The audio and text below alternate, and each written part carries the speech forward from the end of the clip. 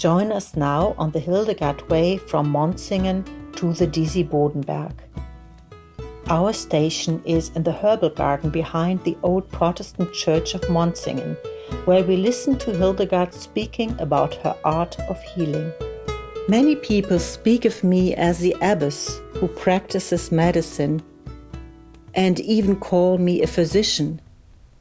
Yet some people think that my knowledge about the healing and harming effect of certain plants and about the origin and healing cures of certain illnesses has been drummed into me in a kind of divine dictate. Of course, this was not that simple. In my time, on the Disibodenberg, I learned much about Benedictine monastic medicine. We had a cloister garden and a hospice into which the sick and suffering and also pregnant women were brought, and in which I spent much of my time. Thus, I learned about many illnesses and diseases, and also about the things of creation, conception and birth of the human being outside paradise, about which I would not have known otherwise. Also, at the Disibodenberg, as in all important Benedictine monasteries, we had a huge library and a scriptorium. The Benedictine rule ora et labora et lege, pray and work and read, was valid for us.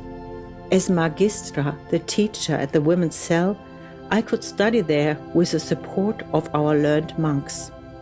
Thus, I learned about the Corpus Hippocratium's teaching of the four humours, the teaching on the temperaments of Gallianus, and the new canon of medicine according to Avicenna, as well as other Greek and Arab scholars.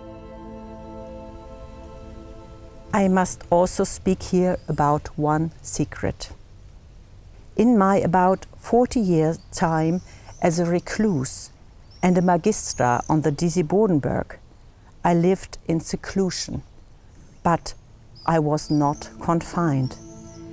Especially after Jutta's death, I took the opportunity instead to observe and explore the surrounding nature as much as I could. Thus I often sat at the river Nahe and Klan that flow around our holy mountain. There I looked at the fish in the water and the birds in the air. I sensed the healing power of the elements, and sometimes I washed my face in the river. Also, God gave me the gift of, how shall I call it properly?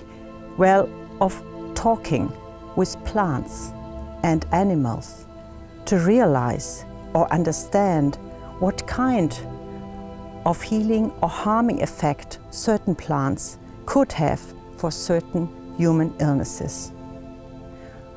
For that matter, it is true in a certain way that my medical knowledge did not just come from books, but came to me from heaven.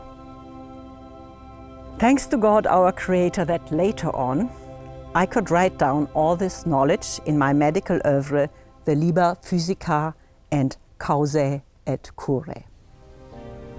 The Hildegard Way then leads along the barefoot path. At the end of the day, we arrive at the foot of the Disibodenberg.